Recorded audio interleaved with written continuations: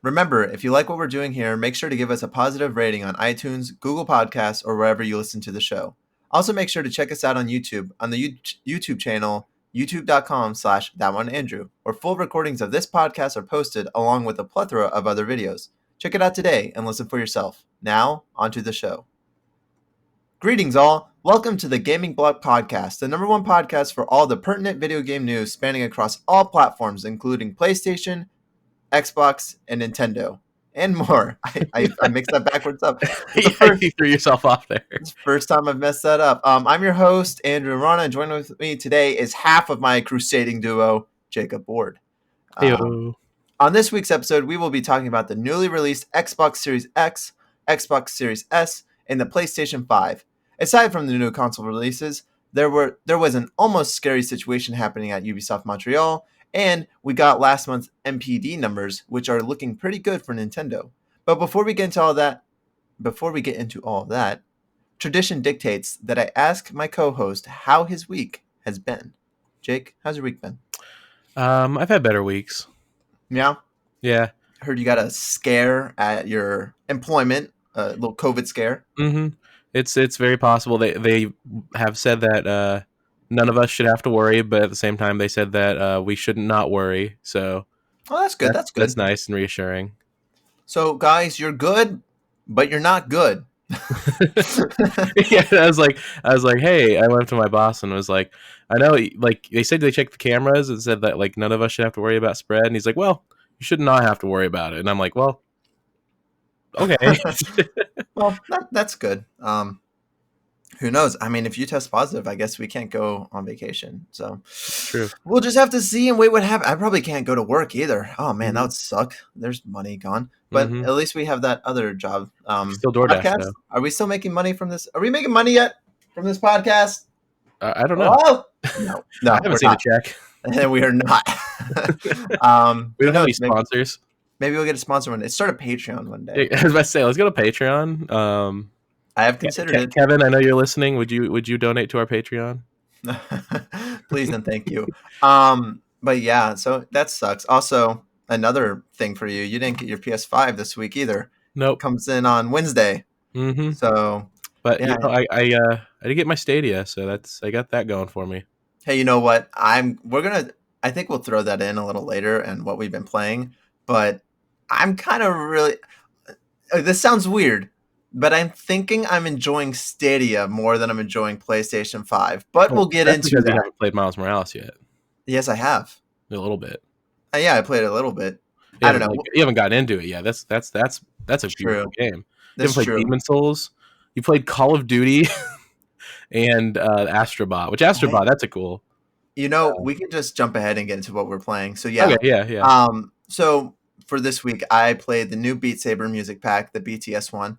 Didn't realize I like BTS, but apparently I do because I know like half the songs. I'm like, oh, this slaps. Dude, Beat Saber is one initial away from being BTS. Oh my God. I've also been playing some Stadia. Stadia is great. I've been not a defender, but a supporter of Stadia because I understand that it's not the best service. It sucks that you have to pay full price for the games and you don't technically own them. The streaming stuff doesn't work all the time, but I love it. I played a lot of it at my mother's house. That's where it got shipped to. I was playing Sniper Elite 4, I think is the one that's on there. And like I did the thing that they were showing. Like I was playing on my phone at the dining room table, and then it came with the Chromecast Ultra, so I plugged that in and I popped it over to the TV, and like without saving or anything, it was right where I had left it. Like exactly where I left it. I was like, that's wild. And I played a little bit on TV, and then my mom was like, oh, I'm going to watch TV. So I got my laptop out, went to the Chrome browser, started playing it on there. Then my laptop died, so I popped up my phone again and I started playing on there. And it was so easy, just going boom, boom, boom, boom. And I was on the Wi-Fi, and it worked great. No lag at all. It looked beautiful. They got pretty good Wi-Fi there, so everything looked amazing. It looked great. I know you've been playing Stadia too. How's your experience been? It's been mixed. We have gig internet here, but with the provider we have, it's not always the most stable as it is. Mm-hmm. But it's been weird because I'll play some like Destiny 2, and have no issues with lag, and I'll jump over to something like Risk of Rain 2, and it just breaks. Yeah. It seems very inconsistent, at least with my experience. Today I was playing a bit of that Power Rangers Battle for the Grid, and that was working fine. I've only had one time where it was kind of laggy on it, but um, it's been overall mostly good. Yeah, I think Stadia is in Nintendo territory where definitely it's not something that you want to be like, okay, I play Stadia and that's it. This is my main thing. But Hmm. as a supplement, like you go on a trip and something and like, okay, I can't pack the PS5 because it's the size of a monolith. So maybe I do take my PS4 and then I take Stadia too or Hmm. something like that. Or I take my laptop and I'll also take the Stadia controller. That way I have both of them and if I want to play some Destiny 2, I just pop it on and there I go. There I am. And the thing Especially is, I mean, oh go ahead. with it, I've noticed that you can buy games like Assassin's Creed Valhalla on it. Mhm. Do those run as well as they do on the new current gen consoles? I think the promise is that they do. Um but I haven't done like a Like, does it have like the ray comparison. tracing and 4K solid 30 FPS or performance 60 FPS? I believe so. If you have Stadia Pro, because you can use Stadia without Stadia Pro, Hmm. you can buy the games and use it. But with Stadia Pro, that's where you get the access to 4K and things like that. Hmm. So with a good enough internet speed, and then with Stadia Pro, I believe it should. I don't know about ray tracing, but I think that's a game thing. Um, like what it's running on, I think it should have it because I'm pretty sure these games are just running on like super powered PCs. Hmm. Um, You so, know. but yeah, I mean, you would assume, but I don't know. I couldn't tell you that for sure right now. I do know though that like definitely with PS4 games and Xbox One games, like it looks on par. Destiny 2 looks like Destiny 2. Hmm. Doesn't look worse. It doesn't look better. It's not the 360 version running or anything. It's Well, that it's version. good that we don't have a 360 version of Destiny 2. Yeah, definitely. Destiny 1, I guess that's what I was thinking of, Yeah. not Destiny 2. So, but yeah, I like it though. I've had Stadia Pro since April, I think. And I kind of wish I got it right when it came out because there's some of those games like that samurai game. Like I probably wouldn't really like it, but it's like Samurai Warriors or something. So Hmm. it's the Dynasty Warrior games. I was like, it's variety though. It's another Yeah. game to throw in there. And be like, hey, it's another one, but I didn't get it. It's fine though. Over the last 6 months, I've received like I think I counted like 40 something games on Pro. Like they're literally giving this thing out, and then we both got the controller and the Chromecast Ultra for free Oh yeah. because And that was a nice little surprise. yeah, because Google they're was like, doing. "Hey, we got new consoles coming out. We want them to stay relevant." I it's don't think people are buying it. it's really good timing too because yeah, they are like these new consoles coming out and people were saying like and that was the thing was Stadia is already kind of dead. It's dead Hmm. in the water once PS5 and Series X comes out, but this is a great way to kind of like be like, hey, don't forget about us. I mean, we definitely would not be talking about Stadia right now if they didn't send us that. No, my only concern with stuff like Stadia is like if it does end up becoming a failure, which it's kind of looking like it is, um, they just shut down the servers and you just are out all those games, even if they're ones Yeah. you bought. I think that's a totally reasonable concern to have. We've seen that a couple times with, I mean, not necessarily with streaming, but definitely with digital. Hmm. Infamously, the Scott Pilgrim game Hmm. gone. But that's I coming back, thankfully enough. the Walking Dead games gone. Then they came back when that Sky whatever the place that Hmm. owns The Walking Dead they But bought it. I think the Back to the Future one is lost forever now, unless like because I like even I have the iPhone version and it won't even load anymore And then there's the iPhone games too. with I the can't remember. Infinity Blade and Yeah, Infinity Blade. Fortnite. And then we also have Minecraft Story Edition or whatever. Yeah. I think that was another Telltale game. Gone. Hmm. Because Yeah. that wasn't even all on disc. That was just like No, yeah, episode you one got the on first disc episode, and then the rest of it was all downloaded. So unless you had it downloaded, it's because gone. it's off the store. Like Because it's gone completely. So yeah, it's a legitimate concern to have. I that's think where I see like Stadia is great for smaller games, like or if you do the pro thing and you just get those games, but actually mhm. going on there and investing, like buying Assassin's Creed Valhalla Ultimate Edition for $120, I'm like, I feel like you're kind of throwing away your money at that point. Yeah, and I think we're going to start seeing, because even now they're giving so many games away on the Hmm. Pro membership. I think we're going to see them transition into the Netflix style, Game Pass style of, all right, you're not going to buy all these piecemeal. We're just going to give you them all. And maybe they bump the subscription up to $15 a month or something. Honestly, for $15, I would still pay that. Because it's like what, $10 a month right now? Yeah, it's only $10 a Hmm. month, which is worth it for the amount of free games that you Yeah, get. and if hopefully it would stay grandfathered on that if they do end up bumping it up. But that's what I always thought Stadia was going to be. It was just like you pay a subscription and you get to play these games. But no, it's like you still have to buy them. And did they change it? Like you don't have to pay for the subscription to play the games you buy? Because wasn't that how it was at first? I don't think so. I think No. the messaging was always really confusing and weird, but I'm pretty sure how it was you could always buy the games and play them there. Um, you just have to pay for the game. But if you want the 4K like bestest version, you got to pay for the pro membership. The bestest version. I mean, there's like at least one or two people out there that are like hardcore Stadia guys. That's all they game on, Oh yeah, no, and they there's love it. I heard on another podcast a couple weeks ago that there are Stadia podcasts. There's like Oh two of my them. gosh, So there is a small but dedicated fan base, and it's like the new Vita. I don't think Google would just shut the service down. I know there's been like, well, they shut down Google Glasses and they shut down Google what Now was they're it? doing Google Music. The Google Plus? Is that what it was Yeah, called? Google Plus was their thing, but now the big one right now is Google Music because Are they shutting that down? Well, they're transitioning out of that. yeah, They're because it's changing, moving to YouTube Music. But there was a yeah. lot of features that Google Music had that YouTube doesn't and still Mhm. doesn't have. So a lot of people are upset that use that service.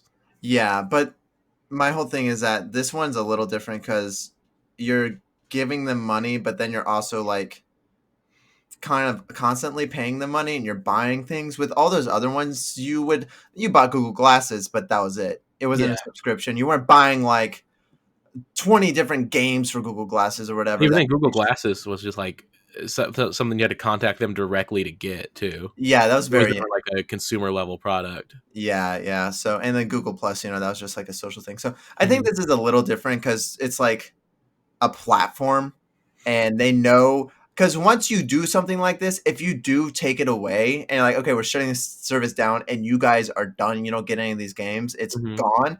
That's like bad. That that's bad juju forever. Yeah. Like Like it's people really really, a commitment to get into a market like that. And it's just for me, like I'm thinking like 20 years from now, are we still going to be able to pick up our Stadia controllers and our Chromecast Ultra and play Stadia games? yeah, and it's like it is a concern. And Unless they evolve the service into like have them eventually getting their own box for it instead of having like using their Chromecast and stuff for it because they recently came out with the Chromecast Home, which mhm. has a UI and a remote compared to the other Chromecast, which don't. It's Uh, totally possible that they have like Stadia at home edition where you can stream the games but then download them too, which I think would be awesome. I think the video game market needs that third competitor, which I know we have Nintendo, but mhm. Nintendo's so doing their own thing. Stadia, I think if they did transition because the home consoles are moving to streaming, at least incrementally they're moving to streaming. Do you think we could see possibly Stadia going on to one of the current like big giants consoles, or do you think it'll always be separate? I think it'll always be separate. I don't think they'll work with Microsoft, Well, and no. I think Sony is they're good. Sony's like, we got this, we're Hmm. fine. Nintendo's like, hey, Google. Nintendo's buddying up with Microsoft, Yeah. so you know. But yeah, so that's Stadia. There was another thing that we played too this week. PS5 came out, Hmm. and the Xbox Series X. We both elected to get the PlayStation 5. We're just kind of more centered on that side right Yeah. now. I mean, at least at the moment, like honestly, I want someone to give me a reason why I should buy a Series X over a PS5. I almost bought it, but it was that right there. I was like, what is the reason to buy this instead of a PS5? Because I look at the shelf at the stores and it's like, okay, so Xbox has Gears Tactics, Call of Duty, and Falconeer. Assassin's Creed Valhalla, the Falconeer. I haven't seen that one on the shelf. Oh, maybe it's a Um, digital game. but and then like I look at the PlayStation 5 and it's got Miles Morales, it does have Valhalla and Call of Duty Call of has Duty, but Demon it has Souls, Sackboy and Demon Souls. Sackboy. Mhm. It's got both. It hasn't got Yakuza yet, but I mean, you play the PS4 one on The it. PS4 version, yeah. But like, there's just so much like that came out this week for Oh both yeah, consoles. But you look at the play, there's so much more blue than green on the shelf. yeah. It's the exclusives, and Mhm. exclusives matter still Plus, to you get this day. Astrobot with every system and Xbox. Like, you've got Game Pass in your previous purchases, but you don't have any that bundle in games if you're buying an Xbox for the first time. And I argue that we'll talk about Astrobot a little later, but that is Mhm. one of the best games I played this year. Mhm. Like it is such a good game. But we'll get into Like, that. it legitimately, like, it shows Sony's massive respect for their brand. Hmm. Which is important. I hate Mhm. it when companies pretend like they don't have a history or like they'll try to shove it away. But Astrobot, Mhm. this is what we're playing. So I guess yeah, we've been playing Yeah. Astrobot too. And So that it's game, it's really, really cool. I really appreciate all of the little references and Easter eggs to other PlayStation titles, even like ones that aren't necessarily exclusive to PlayStation, but have had like more of a presence on PlayStation are referenced in mhm. there. The consoles, controllers, even like the Vita is in there. Even like the like I think I saw they had like the little GPS add-on for the PSP Oh and my like gosh! the Ethernet box for the PS2. Like they have Mhm. everything, every Oh yeah. obscure little reference. And then in the game, the little bot dudes or whatever, every single level, it's littered with references. They'll be Mhm. dressed up as Shadow of the Colossus, as Cloud, as Aloy, as God of War. They'll go back and like Crash and Jack and Daxter and the obscure PS3 games and PS1 and PS2. I think I saw Sir Simon or whatever his name is from that the skeleton game. What's it called? Medieval. Medieval, yeah. Like he was in there. Like it has every single little reference. And then, what you're doing is you're going through these levels and it's all on a PS5 and you're going through like the compartments like the SSD or the cooling system or whatever. And you're going through these things and you're seeing all these references and stuff, but you're collecting these artifacts too, what quote unquote artifacts. And those are like the iToy or the PS2 or the PSP Mini or whatever. Mhm. And then you're also collecting these other things that they have this room in there where it shows all these different things, the PS4, 3, 2, 1, the Zapper and all that stuff. But then they have this mural on the wall that's like a timeline of PlayStation. And it's just a massive celebration of what PlayStation is and its history.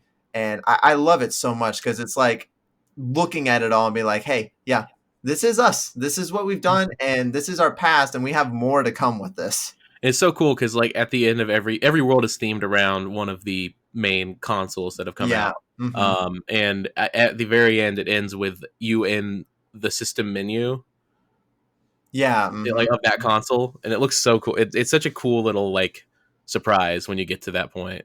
Yeah. It's so awesome. It's one of the greatest launch games, or it's one of the greatest pack-in games. Like, I Mhm. mean, we had there's a couple pack-in games that I can think of right now. Wii Sports. I mean, Wii Sports is a big one, which Wii I mean, Sports people, yeah, we still play that today. So it's good, but I think Astrobot is like on a different level because Wii Sports is good because you're playing with friends and like it's just like something to do together. And the hmm enjoyment of that game really comes from people and who you're playing with and things like that. I'm sure there's some people that play Wii Sports by themselves because you get high scores and stuff, but hmm like, they're sad. are people now really still playing Wii Sports by Oh, and there themselves? was Nintendo's 1-2 Switch, which oh wait, that wasn't No, that no, wasn't a that pack-in title. should have been a pack-in That was a title. $50 add-on. Yeah, that was garbage. It's fun to play with people, but Yeah, not great. like I But would love to own it, but it's still $50. I really do think that this is one of the best pack-in games. Oh yeah, So what and I we're wasn't gonna even do? expecting to. Like I didn't realize until like launch that it had a pack-in game. Oh, really? I Yeah. knew that game existed, but I didn't know it was going to be like a bundle-in game. Yep. Yep. So what we're gonna do, since if you haven't noticed, Roger isn't with us today. He had things to do. It's been a crazy weekend. It's Sunday and we're recording this. hmm It's just been a lot going on. The other podcast has been delayed too. Crazy week. So we're gonna skip gaming riddle. We'll save that for next week when Roger's back, and we're gonna skip our fun question of the week. Also, we'll save that for when Roger's back. and we're just gonna hop into the news since we're already kind of talking about it. Our first three stories, I guess, kind of do it to one. Is the PlayStation 5 has released, the Xbox Series X has released, and you can't buy either of these consoles. So we're just gonna kind of talk about probably more about the PS5 since we actually have it and Hmm. we both played it and we both played different games on there and we've seen different games and we've checked out the UI and everything else. We'll talk a little bit about Series X. Honestly, we have Xbox Ones and the UI is the same. Yeah, they didn't change literally anything with the UI. I mean, that was kind of like something they let us know in that last update Uh for huh. the Xbox, that it was going to be a transitional update. But I thought it was going to be more along the lines of like the last update for the 360, Mm-hmm. and not Yeah. literally the exact same OS that we're going to have on the next console, which kind of Yeah. takes away the magic of getting a new console because you load it up and it's like, oh, It's the same. this is what I'm used to. It's Which, what they're it has its benefits, but at the same time. It's like, yeah. eh. But yeah. Because the thing with PlayStation 5 is it's very much like a marriage of the PS3 and the PS4's operating systems. So Mm-hmm. it's Yeah. familiar but new. Definitely, definitely. But yeah, and then we'll talk about how you can't buy any of these. But Yeah. we'll go ahead and jump right back into PlayStation 5. So yeah, we played Astrobot, um, played Miles Morales. I think Jake has played more of that than me Hmm. by a I'm long about shot. halfway through the game right now, but I did have to restart, so because I Yeah. didn't realize I was playing on your account the first time. So I got some trophies in there that I didn't earn, but I'll take them. And then I played the opening mission and I think the second mission of Call of Duty Black Ops Cold War. And I also played some multiplayer matches. And I do want to talk about this game for a while because it's good. What I played in the opening, Raven made the campaign, and I mean they're great. They still got it. The opening mission is you're in this town somewhere and you're hunting down these two guys because they took like American prisoners or something, and the CIA is like, "Fuck you! You ain't taking prisoners from Americans or whatever." So you chase these guys down, and what was really cool about it was, so it's kind of like normal Call of Duty. You're chasing them on the rooftops, but then there's a bunch of guys. You got to shoot all the guys and kill them all, and then you get to the dude. It's been done before. I think almost every Call of Duty, you're chasing someone while shooting and running, gunning. But once you get there, you hold them down, and you're at the edge of a rooftop, and it took me back because these options popped up, like dialogue options that you could choose. You could be like, "Where are the Americans?" Or you could be like, "You thought you could get away from us," or something like that. And you choose what to say, and it changes what he says. And then at the end, it was like, um, the dude was saying like, "You Americans have rules, and you have to like follow them, and you can't kill me, like that's murder or something." And you can be like, "Whatever." And I'm not sure what happens. I assume Woods or someone kills them, or you could pick the second option, which is like you're dealing with the wrong type of people, and it says in quotes, "Throw off building," and you throw. And I chose that one, of course. And it's like there's another car down there, and you throw them off, and you just hear them screaming, plop, dead. And I was like, that's so cool that you can that you get choice and stuff like that. I'm interested to see because I think it has 'Cause multiple endings too. that was the thing in Black Ops 2, is it Mhm. had a kind of not huge but very small choices you could make during the campaign, and you could get a few different endings. But Mhm. um, I remember I got like, I think the best ending in that game where everyone lived and the bad guy went to jail. Yeah, yeah. Which Um, everyone told me like if the bad guy went to jail he would kill Woods, but he never did in mine. So I don't know what I did differently. I don't know, Um, but I'm hoping that this game has a little more variation. Like maybe there's a different level you can choose mhm. or something like that. Because I played the second one, which was like the E3 demo or whatever. I don't know if you saw it, but you're at a plane tarmac or something, and you're like, oh, we got to identify the guy. And once you do, you shoot a sniper rifle, and it does like the slow mo and zooms in on the bullet and then out, and it hits the dude that was in front of the guy. And then you do this whole thing where you're jumping the jeep and you're chasing the plane, but then you drop the RC car and you go up and it explodes into the plane, and it's like this big spectacle thing, and the plane's like flying above you on fire and exploding and shit. Like it's just popcorn, dumb action movie fun. And then the RC car is there. Yeah, and the RC car was there, They brought but him after back. after that, you have like this main base where your whole crew is, and you can talk to your crew and stuff, and you go to this board to choose the missions. So I'm like, okay, this is opening up options to where maybe there's different missions that you can choose. I didn't realize you had to download part 2 and 3 of the campaign, so I couldn't play any farther than that. But the campaign seems good. Multiplayer seems like Call of Duty multiplayer. I mean, Because that it, was done by Treyarch, right? yeah. Hmm. I did this one mode where I kept dropping in like skydiving, and you were like collecting uranium or something and trying to do these bombs. I don't know. I quit halfway through. I was like, this is stupid. I don't It get looked like this. it was lasting a long time too. Yeah, it was. We have to get like 400 or something, and after Yeah, like like you were playing for like a long time. I noticed the bar was like really small and it was like 120 something. I'm like, whoa.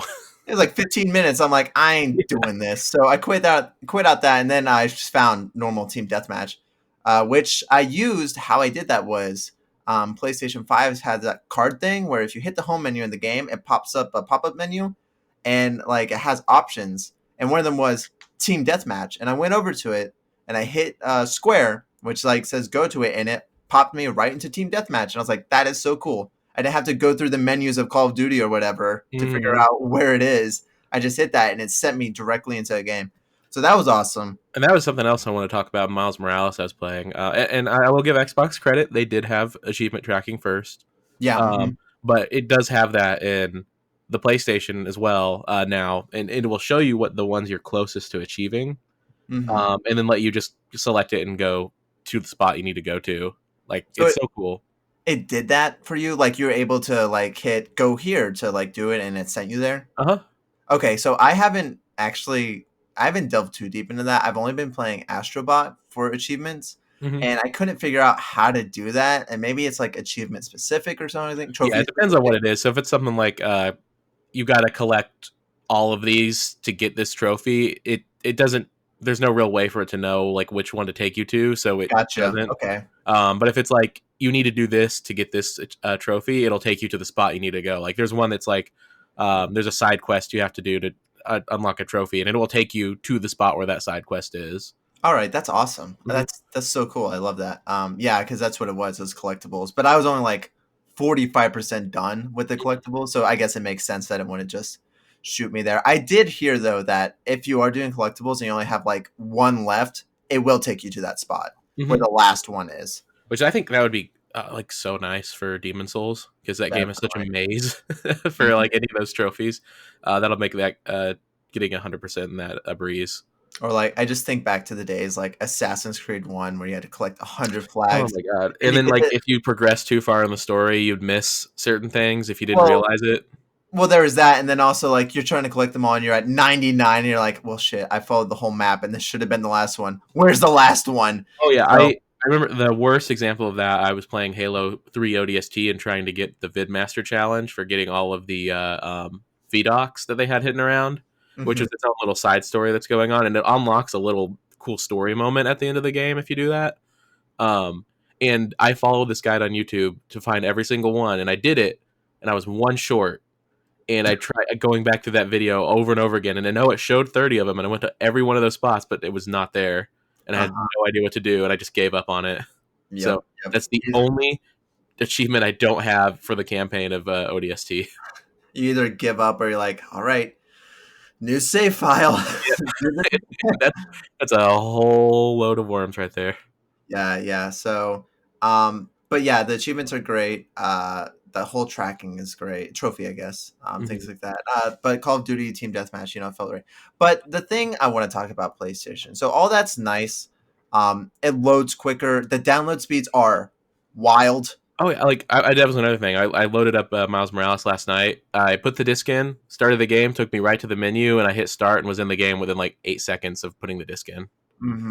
Yeah, it goes so fast. And then downloading the Wi-Fi antenna, it's no joke. Like it's good. I It's think Wi-Fi 6, I so get like 80 to 90 megabits per second. Things download so fast, which is fantastic. Um, so much better than the PS4 or but any of the past PlayStation offerings. PSTV.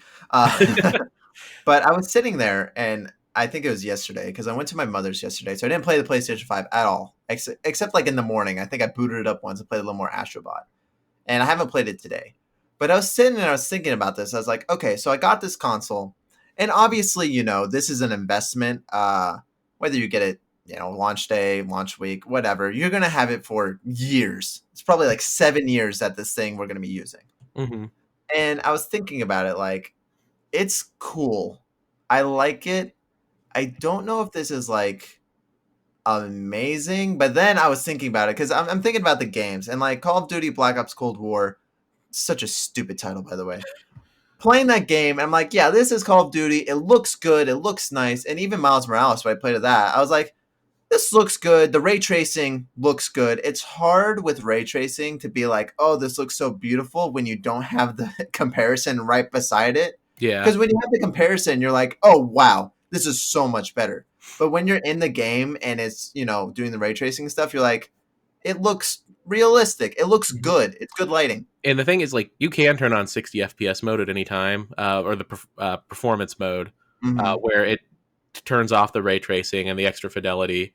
And you can kind of get a feel for it, but it still looks good, even when you're playing on performance mode. Yeah, yeah. So that's like my whole thing is like, it looks good, but it doesn't look, I was playing Last of Us Part 2 and Ghost of Tsushima. I wouldn't say that these games look better than those, like, per se. They probably do technically, but like playing Ghost of Tsushima, I was never like, oh, this looks like trash. Or this looks ugly. I need ray tracing for this, whatever.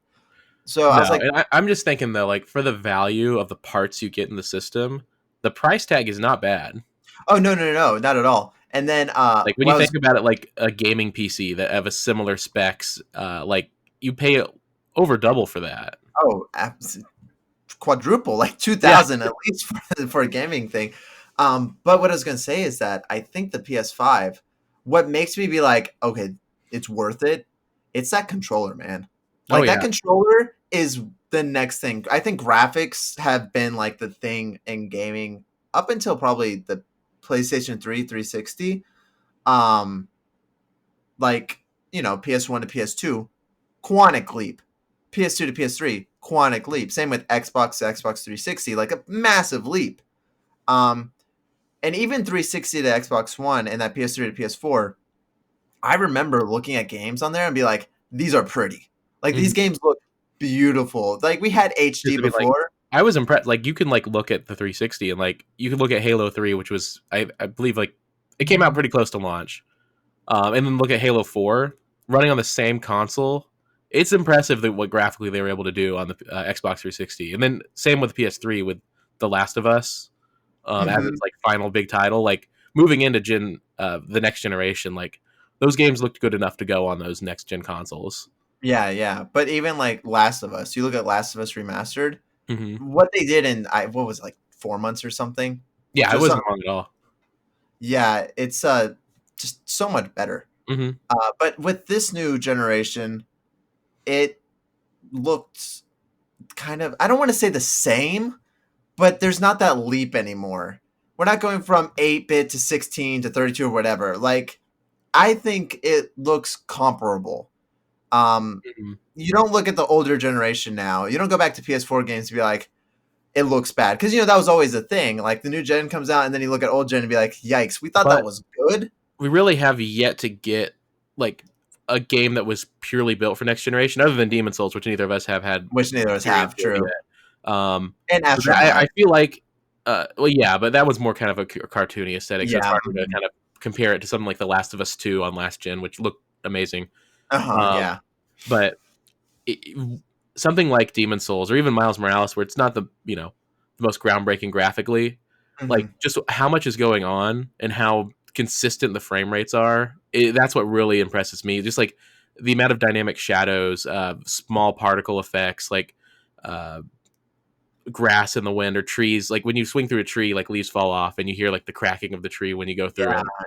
There's a lot of little things that they've added that I've noticed that probably wouldn't have let the game run that smoothly on a previous generation console. Definitely. And then the controller too is just, it's amazing. Like, it cannot be understated how this haptic feedback, because before, I think Xbox controllers have had haptic feedback, at least like the Elite ones or something. That was like just the standard Xbox One controller. That was a big feature of it, was that it had the haptic triggers.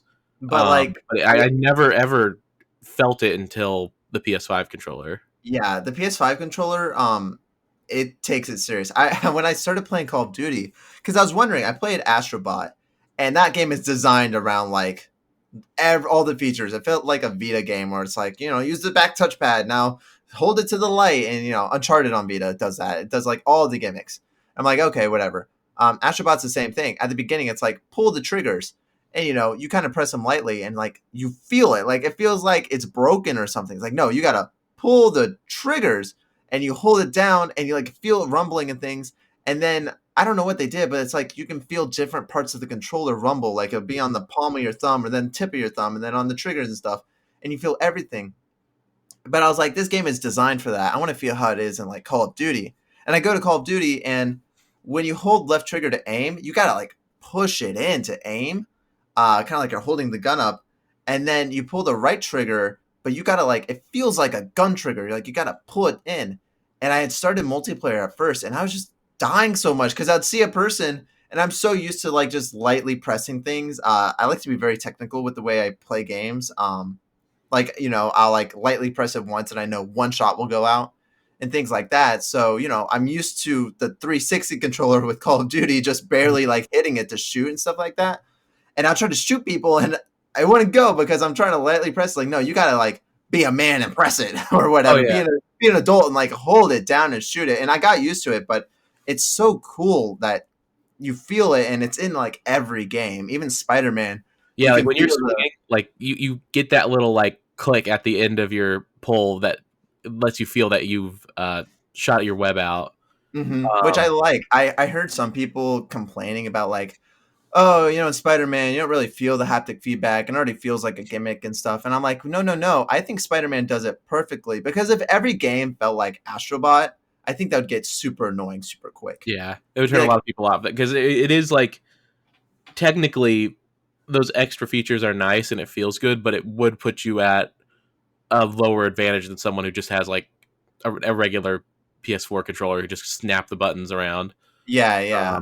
Um, But I think with Spider-Man, the way it does it, where it's just like it's ever so slightly, but you feel that little feedback, like it feels like like you're there. the way like with the web swing at least the way like it most similarly clicks in my head is it's kind of like the GameCube controller where like when you can push it in and at the very end you get that little click. Hmm. That's how it feels when you're swinging a web on PlayStation 5. Yeah. So I think that controller is really the next gen thing about it, and I'm so glad. Like, because when I got the PS4, I mean, let's be honest, it was just a PS3, but with better games. Hmm. Now with PS5, I feel like we're getting those better games, but also we have this amazing tool at our hands. Hmm. That's not a gimmick. There's no back touchpad or anything. No. The touchpad is still on there, but it's so much better than the Hmm. PS4's And touchpad. and the cool thing in Miles Morales is like it actually uses it. Like you swipe from the right side to left, and it opens up your phone screen where you can look up people who are needing help in the city. Mhm. Yeah, I think. It's very a nice way of like you know having different menus and not like crowding everything into one button. Yeah, Ghost of Tsushima did it really well. You Hmm. could use it for changing the weather, or calling your horse, and there's a couple. I think like to bow or something. Little things like that that before would be like you got to hold L2 and then do this, which Ghost of Tsushima does also, like all the different move sets and stuff. Hmm. But it's those extra things that used to take up space. Now they can put it on there. Astrobot does it well too, except the stupid monkey thing where you have to like use it to move or something. I'm like, I don't like shit like that, but I get it. It's showing off all the things that you could do. It's like whatever. But yeah, that controller is I for finally I feel like the price is worth it. It's Yeah. $70. I'm like, this feels like $70. Hmm. PS4 Compared to the controllers, PS4, could yeah, I like did not feel like those were worth 60. oops, sorry. Yeah, it's fine. Um, but yeah, compared to older controllers, I was like, what, $70 for a PS4 controller? Come on, man. Hmm. It's not worth that. But the DualSense, I think, is definitely worth the price. Oh yeah. Is there I anything else about PS5? um I'm sorry people who bought an Xbox. Hey, okay. Um, I mean, you'll I get mean, Halo eventually. I want to to be get it for fair, Halo. I think with the Xbox, if you chose to get an Xbox, I think that is totally understandable as well. I personally find it a little crazy to get right now. an Xbox over a PlayStation, but if Xbox is where you do things and you don't care about Demon Souls and you don't care about Sackboy or whatever, and you just care about the third party games, like you do only care about Assassin's Creed and Call of Duty, then I kind of get that you would want an Xbox. Like you have Game Pass and things like that. Games do look better and run better on there. For the most part. Well, actually, I don't know about the run better thing. I think Assassin's Creed, it actually runs better on PS5, which I don't understand, but it does for some reason. But yeah, it is at least, I'm sorry whoever bought an Xbox Series S. Oh, definitely. Yeah. We can go ahead and jump into that right now. So, along with the PS5, the Series X and the Series S released. And we've already kind of talked about how the Series S, it's good. It has more storage than the PS5, and the load times aren't that bad at all. It's very comparable to the PS5, a little bit slower, but it's still pretty fast. It got the quick resume, which it seems to be a hit. Works well. People are loving it. The controller's good. It's kind of the same as the Xbox One, I believe. If it's it's the exact same. It's like slightly different shaped, but it's the same form factor, and it has the share button. That's about all that's changed. That's what I thought. It looked the same. So they work on both consoles, so yeah, it's quiet too. PS5, we forgot to mention, super quiet. The only thing I heard was the disc tray spinning the disc, but once that was done, like you don't even know it's there. Oh, Jay, we didn't talk about, which seems to be the meme of the year. Let's go back to PlayStation real quick. How fucking big it is! Oh my god, yeah, it is huge. Like people were making fun of the Xbox when they announced it, that it looked like a monolith, but the literally the PS5 shadows it inside. Photos do not do this thing justice. I have it set up beside my other consoles behind my TV. I have my PlayStation 4, my Xbox One, and my Switch underneath the TV, and behind it I have my Wii U, my PS2, Xbox 360, PS3, and then my PS5. And the PlayStation 5 is right by the PlayStation 3 and the Xbox 360. It dwarfs the PS5. Like it's so much bigger. And when you have a 360 in hand, it's the Elite. It's a pretty good sized console or whatever. This thing powers it. It makes those things look like handhelds. It's insane how big this thing is. And like you were telling me, like they wanted to make it bigger originally. Yeah, originally the designers were like, they had it bigger, and Sony was like, "No, dude, you got to make this smaller," and it's still massive. So, but that has to do with like the heat sink and all that stuff, and the airflow design. So hopefully it stays quiet. We won't know until like 3 or 4 years from now. We start getting like really, really heavy hitters on it.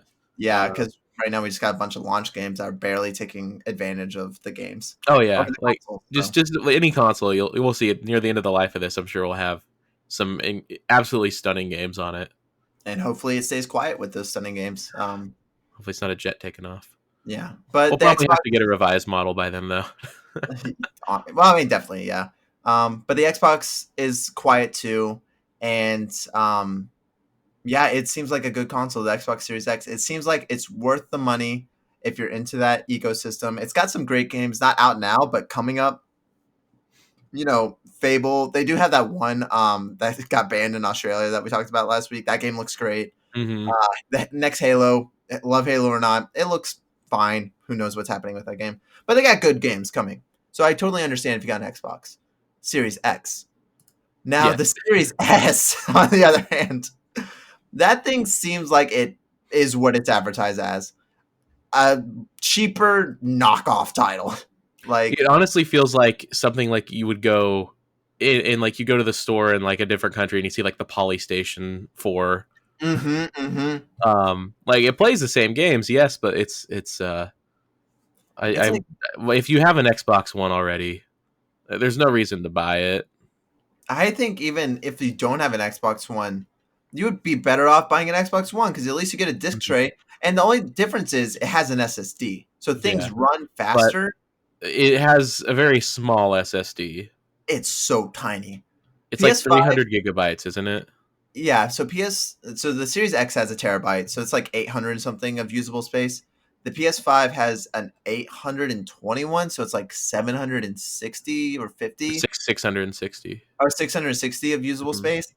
The Xbox Series S, the all digital console has like 300 gigs of Mhm. usable space. You can fit like 2 games, maybe 3 on there. And the thing is, you can expand it with one of their proprietary drives, but that costs $220, and at that point, you might as well have bought a Series X. Yeah, because at that point you're getting the same amount of storage as the Series X, but like on a worse console. Hmm. That thing is such a joke. I mean, It can't Microsoft, even take advantage of the Xbox One X enhanced games, no, you and can't.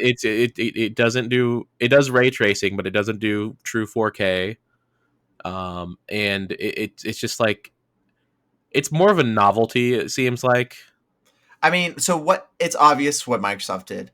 Microsoft knew that PlayStation was going to have a digital version along with their physical version, and they were like, if they do that, they're going to undercut us. They're going to have that $399.99 price tag again, which happened at the beginning of this generation or last generation, because Microsoft was like, "Hey, let's throw a Connect in there and make it even pricier." That's a great idea. So they were $499.99, and PlayStation was like, "Boom, $399.99." Hmm. And they undercut them, and it was also a better console and everything. Blew them out of the water. And that's what was going to happen this time. They had their $499, but Sony had their $399 as well, which it was probably going to be more like $449.99 until Xbox had their digital version, which was $299.99. They wanted to undercut Sony, so be like, hey, we're going to get that smaller market.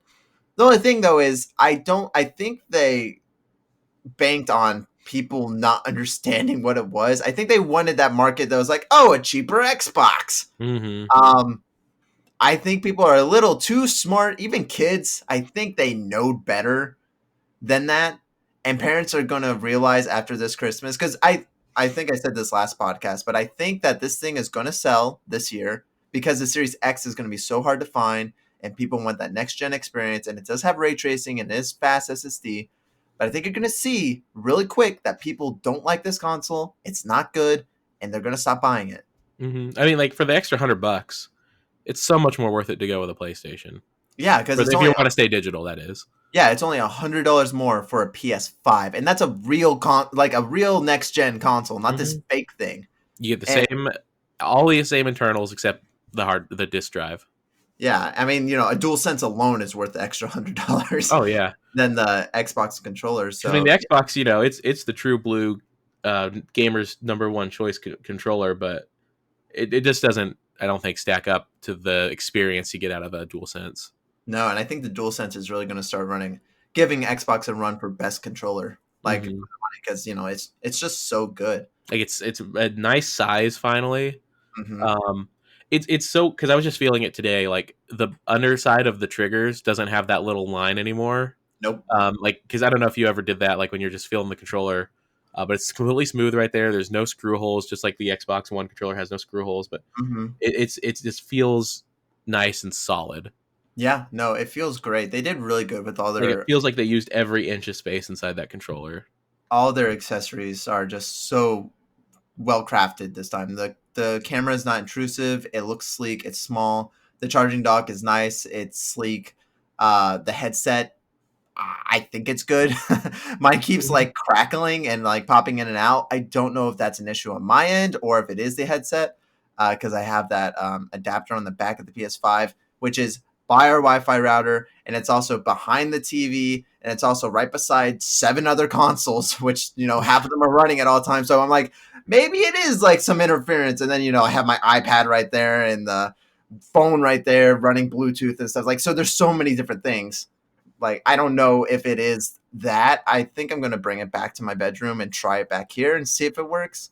But regardless, all the accessories are nicely designed and stuff. But I think the Series S is just, I think it's a joke. And I think any person defending it, like you and me, we watched that like review of it or something on Mhm. IGN, and they gave it a 7 out of 10. Yeah, and they give 8 to the other ones, and I'm And like, they yeah. gave it 8 to the Xbox Series X and PS5, which I already don't know how you can grade a console. IGN is so fucking ridiculous. But then they gave the Series S a 7. And I was like, you are And it was Ryan McCaffrey. He's such an they got the dude that does the Xbox podcast. It's totally not biased to do the review of the Xbox. Like, come on. It was like showing its downsides like the entire time. It didn't really say anything that great about it during the whole review, and then it was like 7. It's just like that, we've seen that donkey video where it's like Gary's like the Mario game where he's like, the levels suck. There's no multiplayer. There's no online. It feels pretty old. The Wii one's better. It's like, damn, he hates this game. 9 out of 10. What? Yeah, it's exactly the same thing with the Xbox Series X or Series S. It was like, games, there's no storage at all. And he kept comparing it to the PS5, both reviews. Mm-hmm. Like, the whole thing was comparing to the PS5. I'm like, brother, if you got to compare it to the competitor, I think you're not doing well. Because you watch the PS5 one and they don't mention Xbox at all. So it's like, obvious bias going on there. If I had to rate the Series S, 4 out of 10 for next gen, like, it's just not good. No. I mean, it's a decent entry level for the price, but at the same time, there's better options for just slightly more.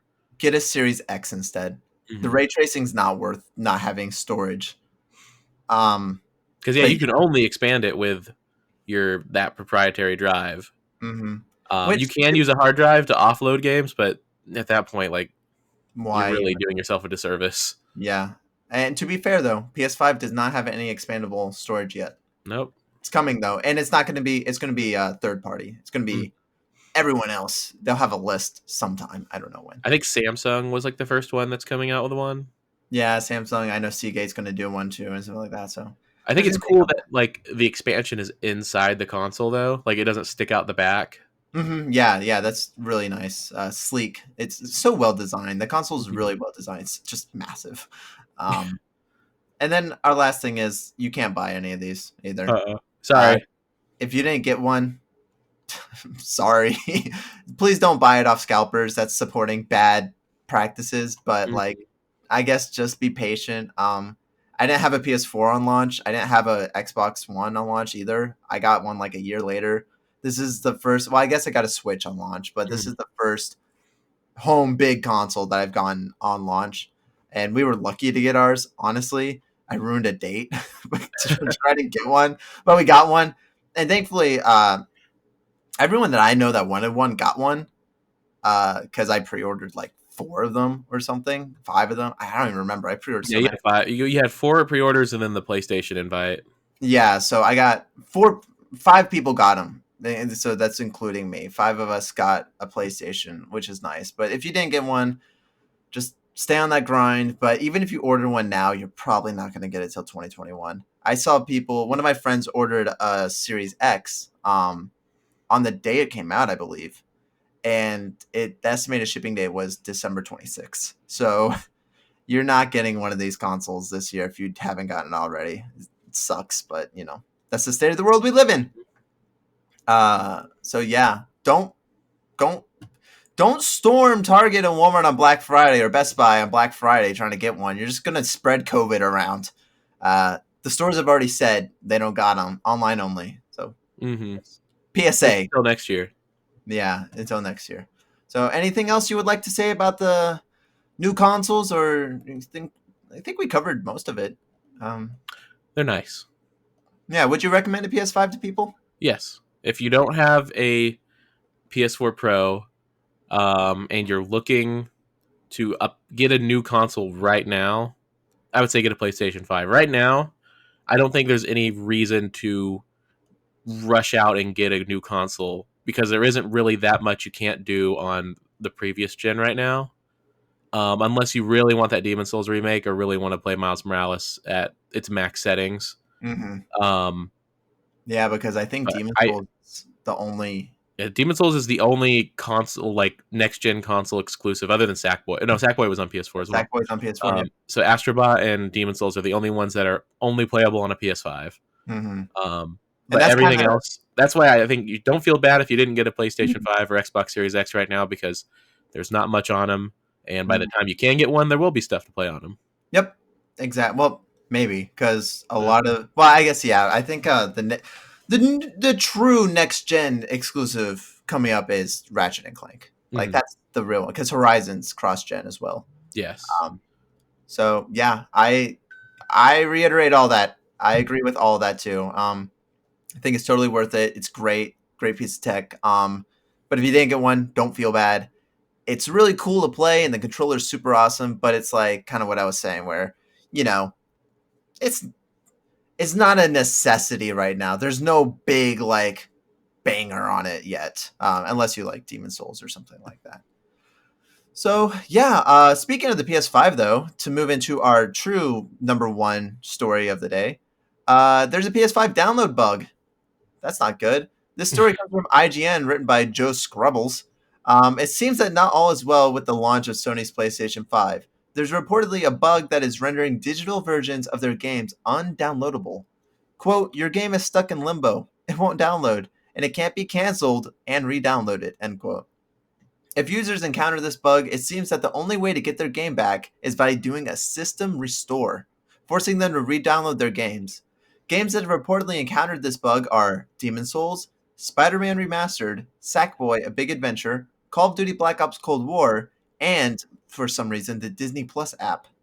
At the time of this reporting, as of this time of reporting, this news, Sony has not commented on the issue. I think I forgot a period or a comma. So like of reporting this news, comma, Sony has not commented on the issue. So yeah, launch day bugs. This one I was reading about it. So yeah, they have these digital games that you buy and you start downloading them, and then something happens where it just kind of goes away, kind of goes into purgatory.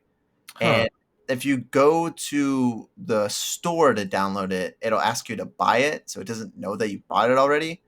And you can't cancel the download. It's not on your download list. And the only way to get it back is to fully restore the system, which Oh my god. that sucks.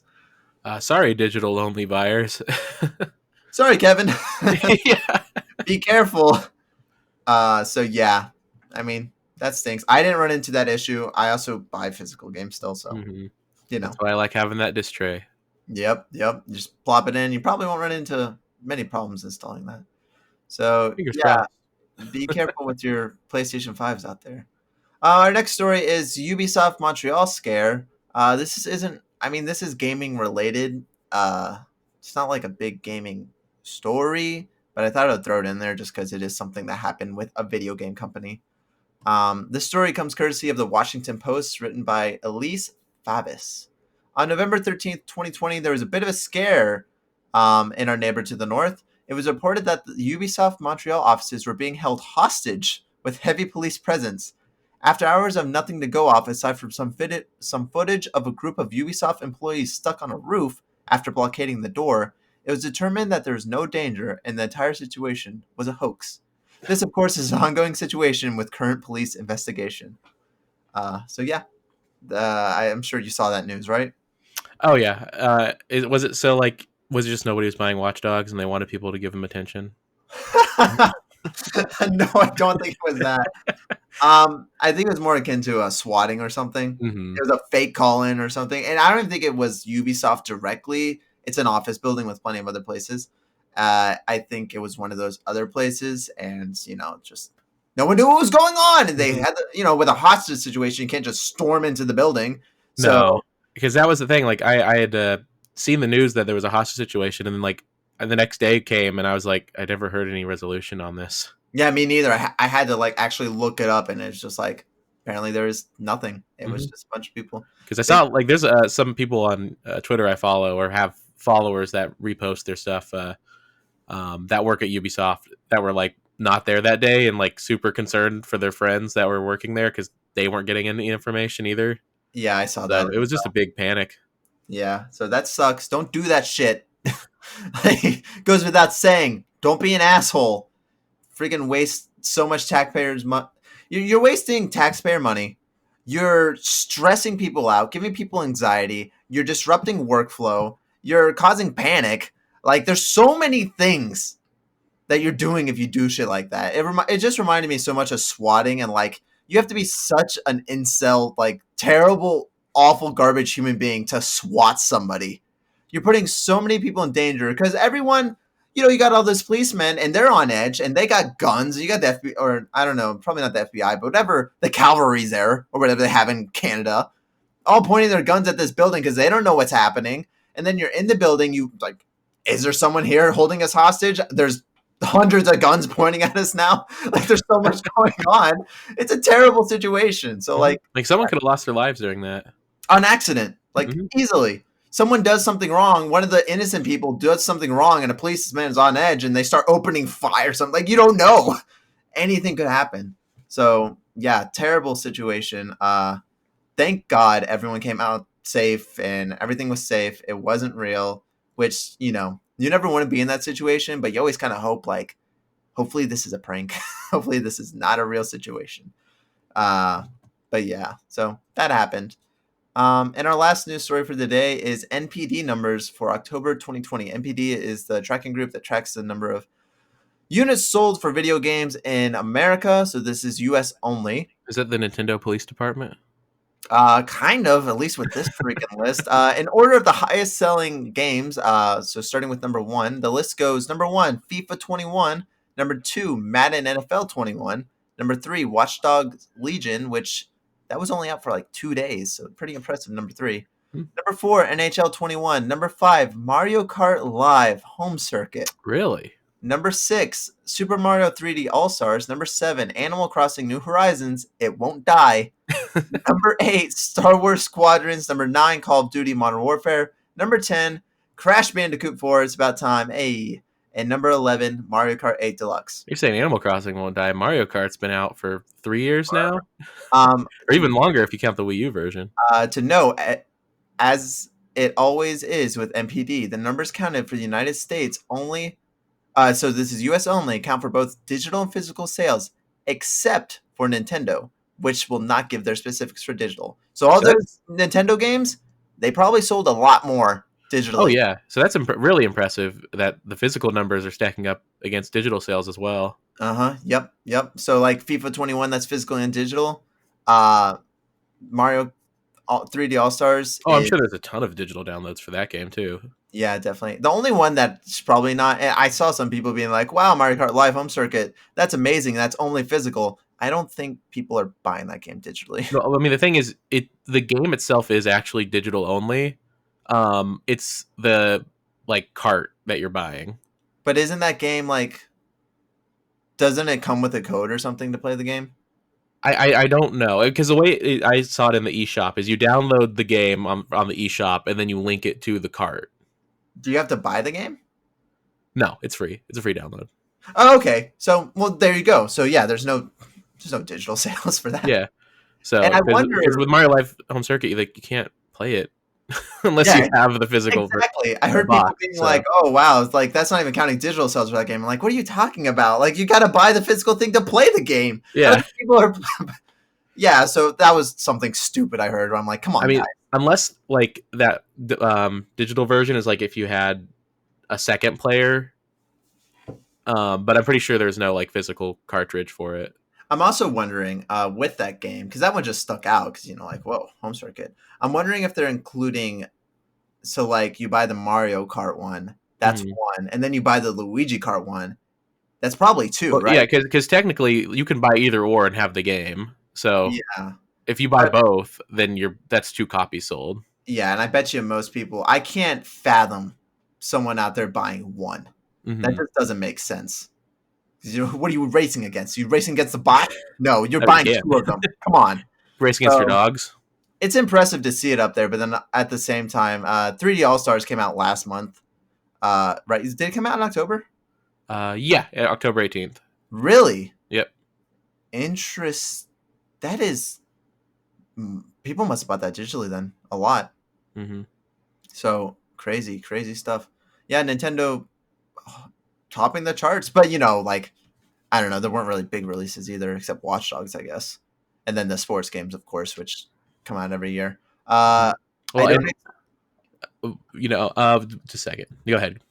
I was gonna say I don't expect any of these games to be on the list for November. No, I mean we also though can't forget about Nintendo's huge release of the Game & Watch Mario Brothers. You're right. That's gonna top the charts. Yeah, that is Nintendo did release a console. Yeah, I love it. It's like you got Microsoft and Sony with their giants, and then Nintendo's over here is like, oh, Game and Watch.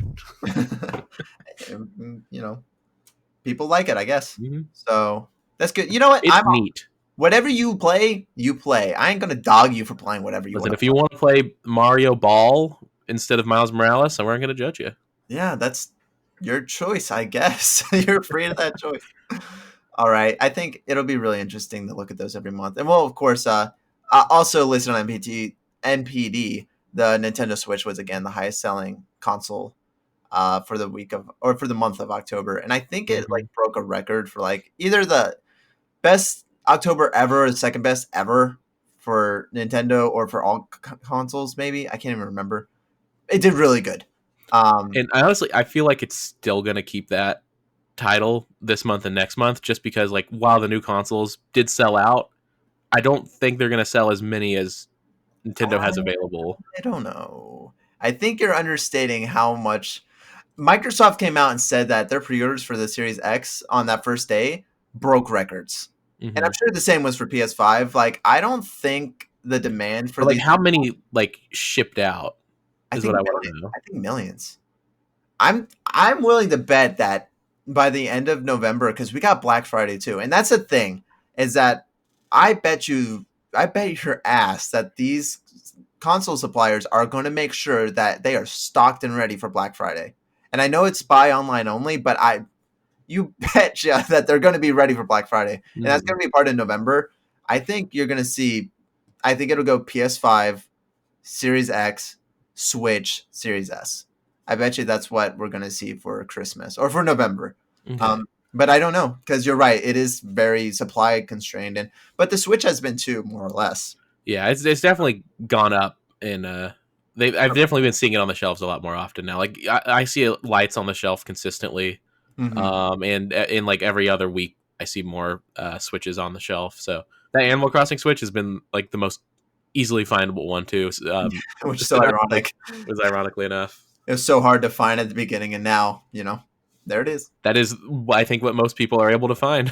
Yeah, honestly, it's a good console though. It's cute. Hmm. So with that being said, we're gonna go ahead and end our show as we always do with the new big releases of this week. I don't think we'll have any questions at the end or discussion. I mean, maybe you do, but I think we There was one thing I wanted to bring up, but it's not really gaming related. okay. We can bring it up after this. Okay. Um, Tradition dictates that you start. So, All right. Our oh, first.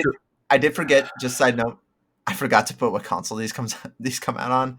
It's been a crazy week. So Well, it's okay because I think I know, for at least for this one. So their first release for this week is Kingdom Heartless. Is that what it is? It's not Kingdom Hearts.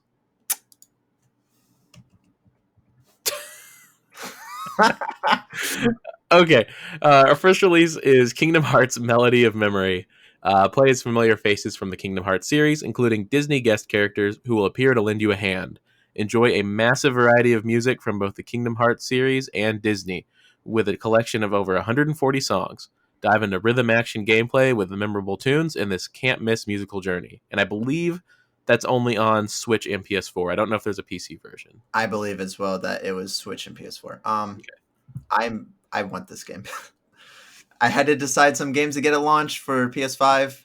I got Sackboy and Call of Duty, and I even got the Assassin's Creed game because it went on sale for $40. But I want this game. Up next, Call of Duty Black Ops Cold War, which is out for PS4, PS5, Xbox One, Xbox Series X, Xbox Series S, and PC.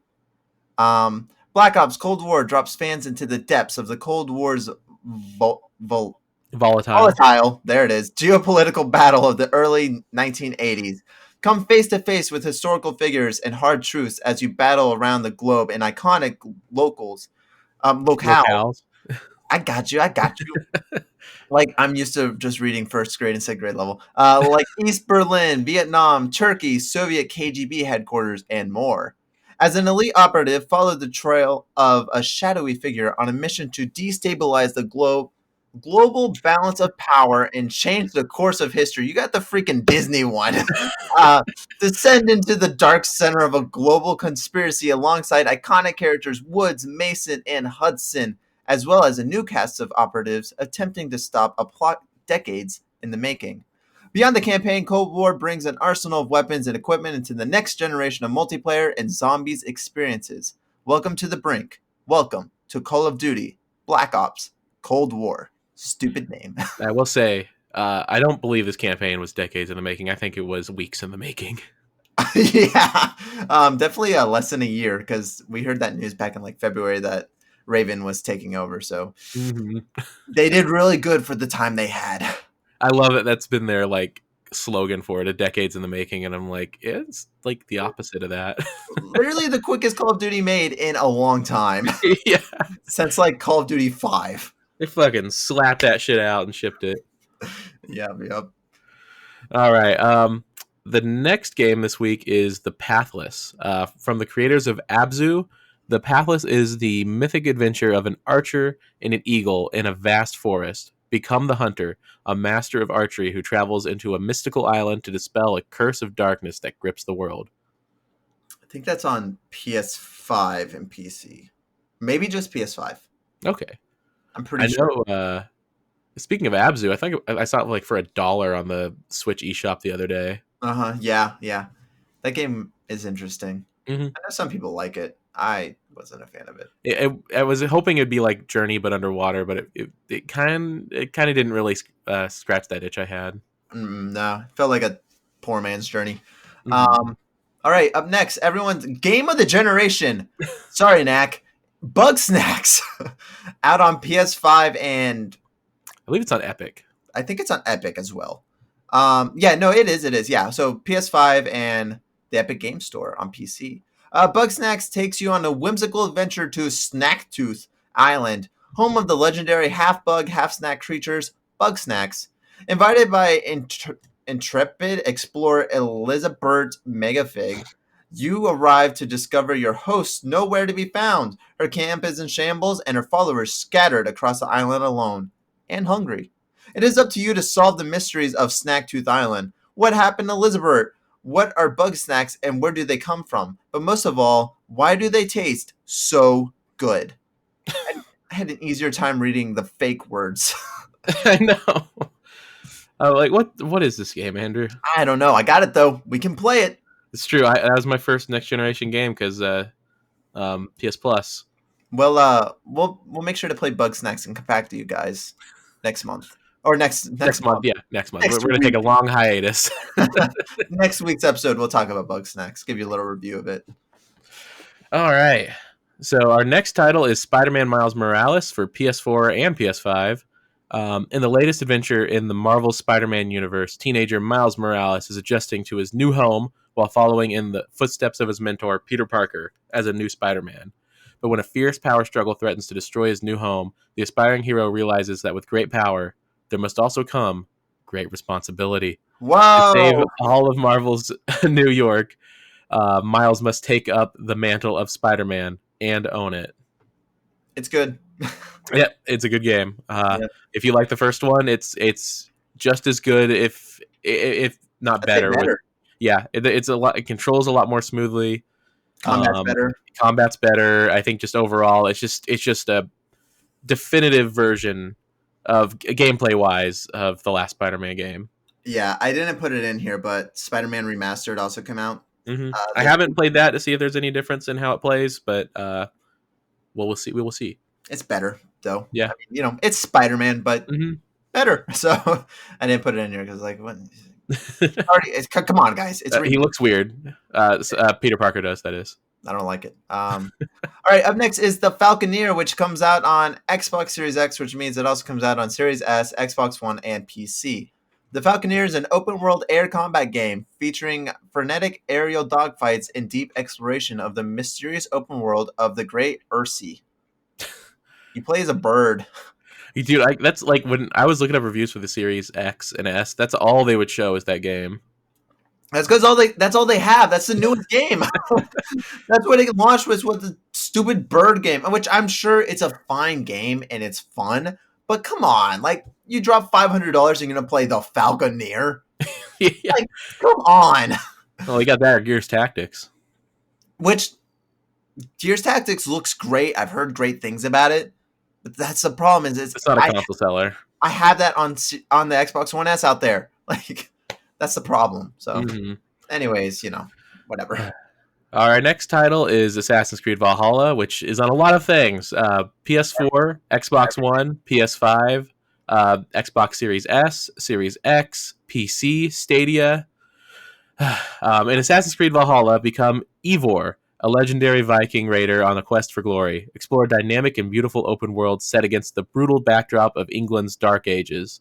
Raid your enemies, grow your settlement, and build your political power in the quest to earn a place among the gods in Valhalla. All right, yeah. Haven't played it yet, but it's in the mail. Mm-hmm. I expect good things. I know someone I work with that just could not say anything but good things about it. I've only seen good things, so that's good. I'm glad Assassin's Creed is good again. Which Odyssey was good too, but it's always weird when you reboot things like that because Origins was okay, but it was that transition period. Then Odyssey was good. It's like, all right, can they do it again? Mm-hmm. And it seems like yes, they can do it again. So that's good. That's good. Our next release, so many big releases this week. I love it. Oh yeah. My wallet hates it though. Yakuza Like a Dragon. Ichiban Kasuga, a low-ranking grunt of a low-ranking Yakuza family in Tokyo, faces an 18-year prison sentence after taking the fall for a crime he didn't commit. Sounds familiar. Never losing faith, he loyally serves his time and returns to society to discover that no one was waiting for him on the outside, and his clan has been destroyed by the man he respected most. Confused and alone, he embarks on a mission to discover the truth behind the family's betrayal and take his life back, becoming an unlikely hero for the city's outcasts on his journey. I played a little bit of it. It's good. Did you structure this list so you got to read the Yakuza one? No, that was just random. I'm glad I did though. I figured. All right. Well, our next one is Sackboy: A Big Adventure on PS4 and PS5. Iconic PlayStation hero Sackboy bursts back into breathtaking action with a huge, fun, and frantic 3D multiplayer platforming adventure, and a whole new edgy Sackitude. Oh my gosh, Sackitude! I have this game, haven't played it yet. I plan on playing it with Susan. Think it should be good. Maybe you know what? Maybe we'll play it after this. Got a lot of things to do after this, but Yeah.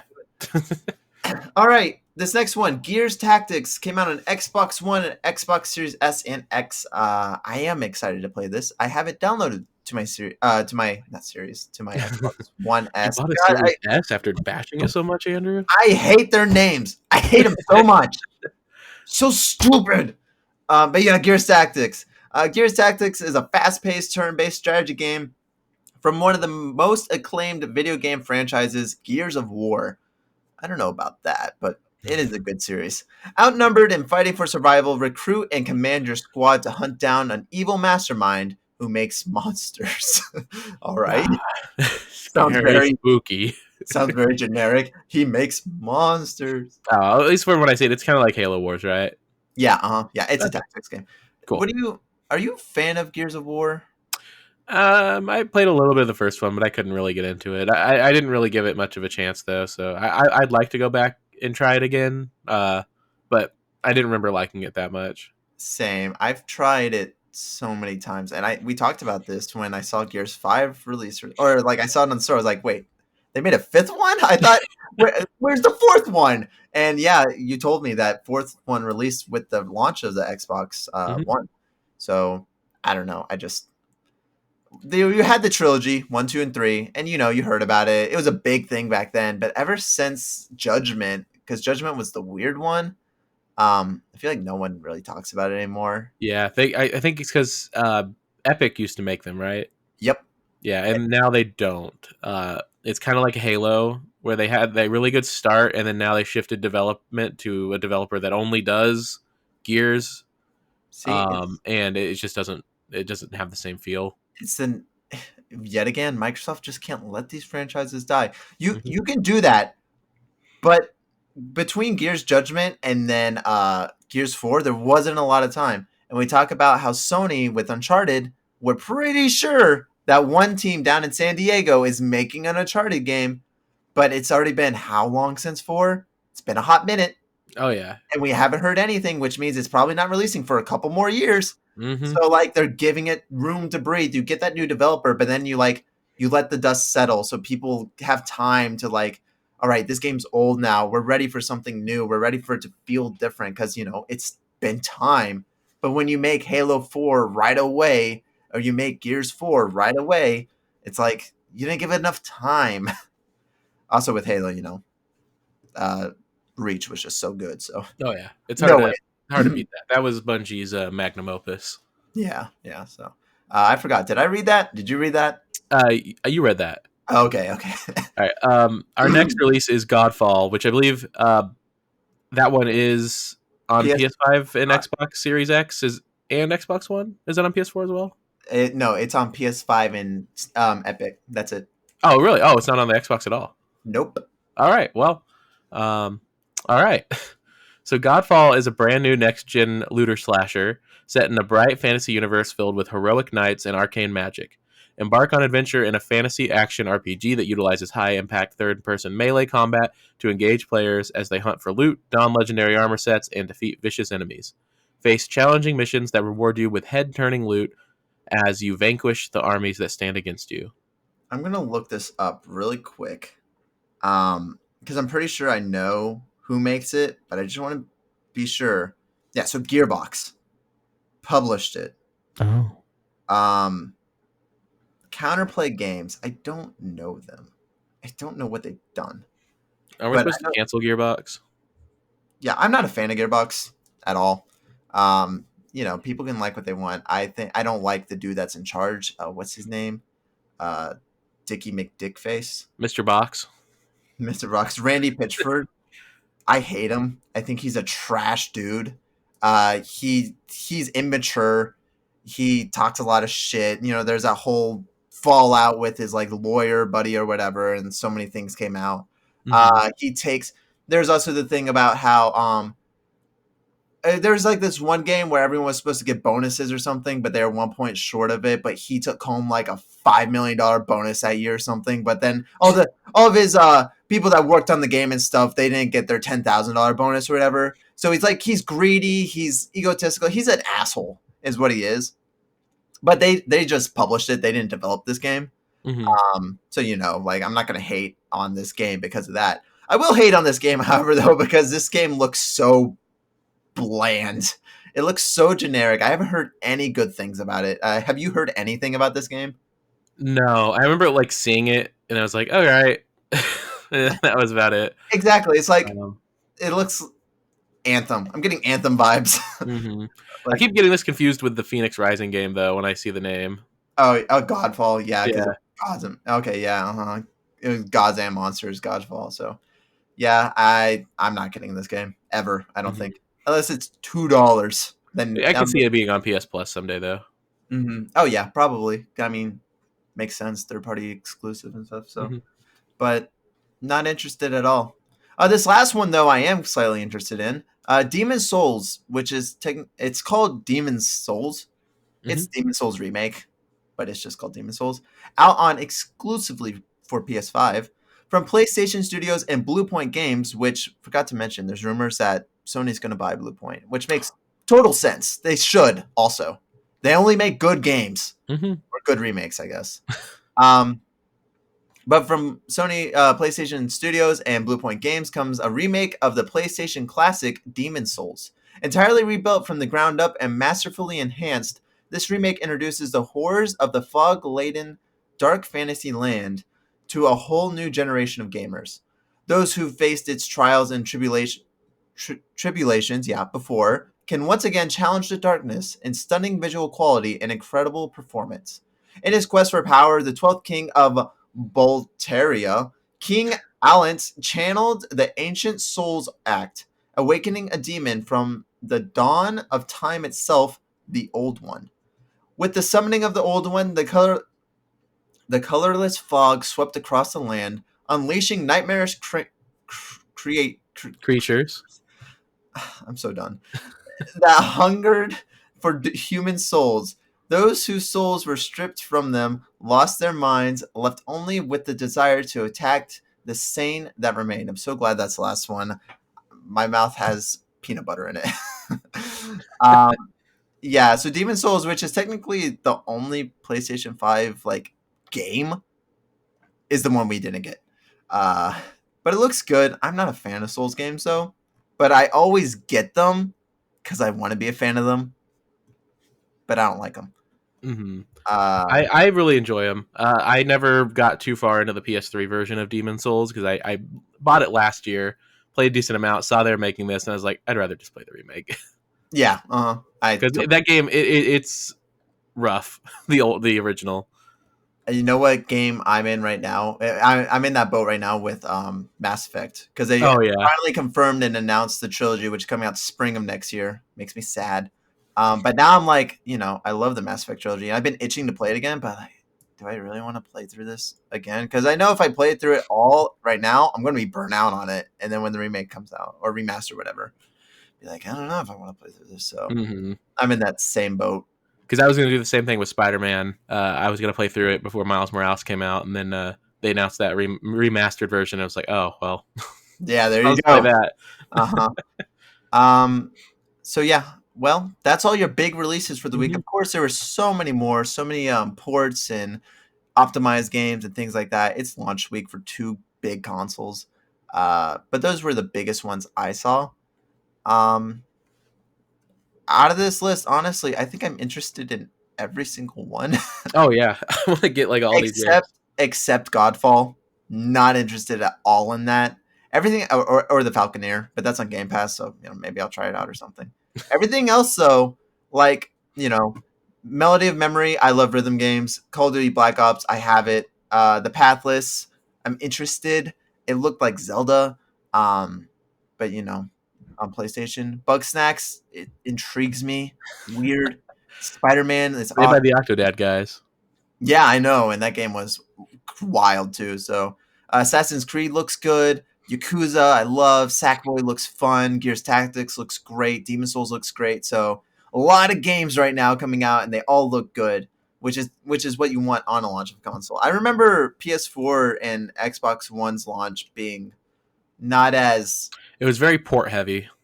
It was very port heavy, and then like the games that did come out, so like Killer Instinct and Titanfall. Titanfall, which was good. Titanfall was good, but it was multiplayer only. And then the Killzone was fine. Not a big Killzone fan, so I didn't really care about that. Mm-hmm. I think this one is definitely way better of a launch. Like, Oh yeah. Wait. Oh, leaps and bounds. Call of Duty alone, we had Ghosts back then. Like, Oh my god. come on. So Remember? Oh, I remember when that was another thing at the beginning of that generation. They had the cross-buy feature for Xbox, where you got both the 360 and the Xbox One disc in the same case for $10 more. Yep. That didn't really catch on. No, for good reason though. So Mm-hmm. Now it's great. You just put the same disc in and it works. I love it. Backwards compatibility, so nice. But yeah. So that's the end of our show. Jake, do you have any other comments or questions? I know you said you had one. Yeah, it was something that's kind of interesting. It's not gaming related, but it's movie related. But that Aquaman 2, I guess there's a big petition to get rid of Amber Heard as Mira, and it's got like almost 1 million signatures now. I support that, by the way. And I guess there's a rumor that they might get Emilia Clarke to replace her. Really? But Amber Heard came out today and said that she is coming back, but right now they haven't greenlit the movie, so anything could change. Amber Heard is determined to come back, though. Yeah, well, she can be determined for whatever. And she knows about the petition now, too. I think when you see boycotts like this, usually it's just like, whatever is trending. But when you start getting to 1 million, studios see one thing, and it's dollar signs. Oh, yeah. And if you're like, okay, there's 1 million people, even if like half them are bullshitting, that's 500,000. But you take that times a $10 movie ticket, like that's $5 million right there, gone. Mm-hmm. Which isn't a lot, but then you also have word of mouth, and these are just the people that are signing the petition. There's people like, I didn't sign it, but I'm not Like, I will not go see that movie because of her. Honestly, I won't. I'll Mhm. wait till it's streaming somewhere. But even then, I'm like, do I want to support this? So I mean, I like Jason Momoa, so that's kind of like where I'm split. it's hard, yeah, because like everyone else in the movie, you know, you want to support them and you want to support a good movie. Aquaman was good, Mhm. but this one person is like, it's hard. So hopefully the studios, which they don't usually, but hopefully they do make the right call, and get rid of her. Recasting isn't unheard of. It happens all the time. Just look at Rhodey. Just look at Rhodey. So yeah, we can only hope that they will. Warner Bros. Will do the right thing. And also, don't just because she says shit like that, she's not in charge, Oh believe no. it or not. So that doesn't mean that she's still in the movie or anything. And it's like Jake said, the movie's not even greenlit yet. So So there's still plenty of time for decisions to be made, but if anything, yeah. the studio's waiting right now to see how long this lasts. That's Mhm. usually what happens is they want to see, will it blow over? Will this be an actual thing? We won't know if she's in the movie until they're literally filming. Yeah. Um, And even then, it could be something that's like not even publicly announced. it's true. It's true. Or maybe they do keep her in, but they cut most of her scenes or something. You Mhm. don't know. We don't know. So just wait and see. But yeah, thanks for bringing that up. I totally support that. No abuser should be allowed. Like, she abused him, and just because she's a woman, that's why she has her job right now. If she was a guy, she would be out. Oh So yeah, we need to be. she would have been canceled like everyone else. Like what Mhm. was it, a couple years ago? Still, like, Yeah, still. even You would hope it have stopped, but no. Yeah. yeah, sadly, people there are bad people everywhere. Mhm. So we just got to be vocal, and we got to be equal to both parties, to all genders, to everyone. If someone does something bad, we're going to do the same thing that we do for everyone else, which I support. I don't think people like that should be given the privilege and, of being a superstar or whatever, being in these big blockbuster movies. Like, you're kind of a garbage human being for literally hitting and abusing people. So like, you Mhm. don't deserve things like that. Sorry. Bye. So yeah. Thanks for bringing that up. Mhm. But other than that, I think that's it. Hopefully next week, Roderick can join us back. Um, and we'll have a 3-man podcast again. But yeah, that's it for the console launches. It's exciting times in the video game stratosphere. Uh, yeah, things are going well. That's it for our podcast. Thank you so much for listening. As always, you can find this podcast literally everywhere. I went ahead and linked so many more distributing sites. I'm talking like I found places like Indian distributing sites, like in India Oh my god. and things. So this podcast is flipping everywhere. We're on iHeartRadio now, so that's cool. Tell your friends, please, about this. It helps the podcast grow. It helps us grow. Um, you're supporting us. Leave us reviews and comments and things like that. All the normal stuff, like the video, find on YouTube, youtube.com/ThatOneAndrew. It's a podcasting channel now. I'm so busy doing everything else in life. I don't make videos anymore, but I'm definitely going to sometime. It's just this podcast has taken up a lot of that space. It's a struggle. Um, it's a lot of work. But yeah, thank you so much for listening, and we will see you in the next episode. Goodbye. Bye bye.